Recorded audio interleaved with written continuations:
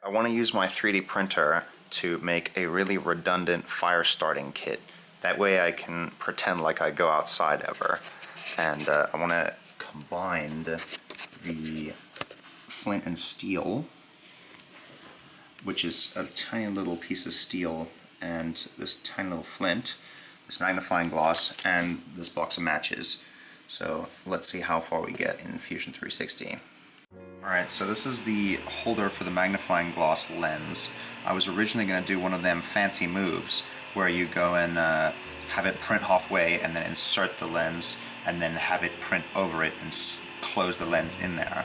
But I'm stupid, and not only can it not be inserted because the concave nature of the lens will hit the build plate, but it'll also hit the nozzle when it makes traveling moves over and across to close it in.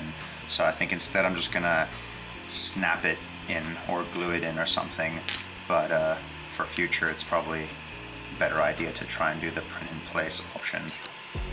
Now I do plan on making the container waterproof, but here I'm melting some wax so I can dip each matchstick individually. Initially I thought it would make it so that it struggles to strike the tip of the match, but it doesn't seem to bother it at all, and it actually burns for longer with the added wax.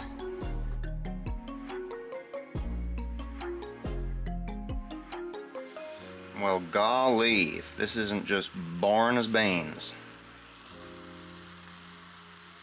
Let me give you some advice, kids. Always remember to switch off supports when you're printing threads. That is a true abortion. You're gonna have to probably restart that because those threads are not gonna come clean. So I've made a little test print here to see how well the threads work. Seems to be threading in pretty well, actually. Initially it wasn't, but after wearing it down a little bit, it seems to be really tight. The tolerance is relatively low at 0.2 millimeters in between the threads. But I think that's also really going to help with keeping it watertight. I think I still want to add an O-ring though. And then also we've got a magnifying glass with two little magnets on either end of it. And then that literally just goes to two little magnets that I've mounted on the inside here. And then that just sticks onto it if I would get it the right orientation there.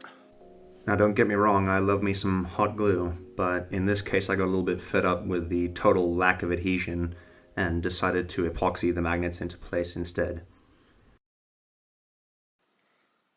Don't mind me, just jerking off an O-ring with some Vaseline. O-ring's in place. Now, before we test just exactly how not waterproof this thing is, I kind of want to try and seal the layer lines somehow. And I have a feeling, I think I'm just gonna paint it. We'll see. There we go. So this O-ring sits right on the edge there. I've added a little hole for adding a layard or something you can carabiner or whatever you want to add. Alright, I give it a light sanding. It's painting time.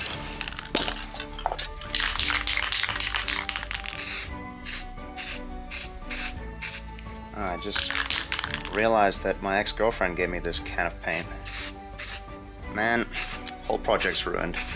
May as well stop now.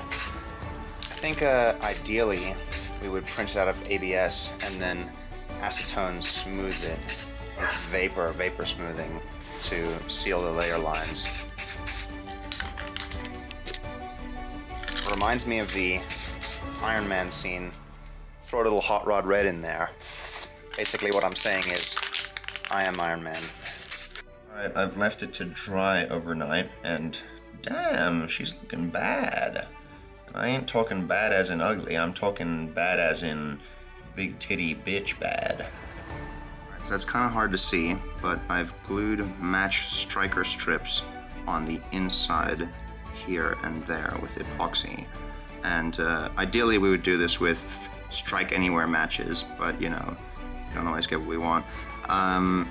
and I'm not gonna spend more than half a cent on this project. Okay, and then we've also got a flint and steel here, so your flint is magnetically attached here on the inside. It's got a little magnet, and your steel, I mean, this is your steel, it gets attached in there, and the flint is here, and it goes and sticks on the inside there. So that's where they both sit, and then all your matches get dumped on the inside in here. Just for reference, this is the contents of one matchbox. So as you can see, this thing can store a shitload of matches, but you know, you're likely never gonna need that many. So I probably wanna just make the container that stores the matches smaller so that they don't flop around everywhere.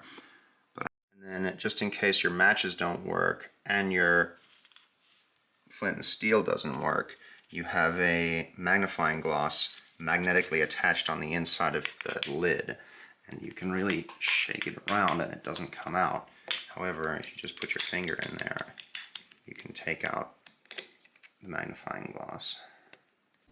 Now, the materials I used aren't exactly easy to find, but if any of you want to build something like this, I will link the Thingiverse files. I'm fairly certain I'm not going to get in trouble for this, but just in case. Disclaimer, do not set shit on fire without the proper precautions. I will not be responsible for any arson that you commit using my matchbox design. I mean, let's be frank, if you haven't learned this stuff by age 5, you're a lost cause. Alright, I put a rope through it. Now all it needs is a LE beaner. And I don't mean aluminium beaner, I mean AliExpress beaner. Clip that thing right through there. Now it can hang on my belt right here. Oh yeah, damn straight. Or probably better in like a backpack, or attach it to the side of a backpack or something like that. Thanks for watching. See ya.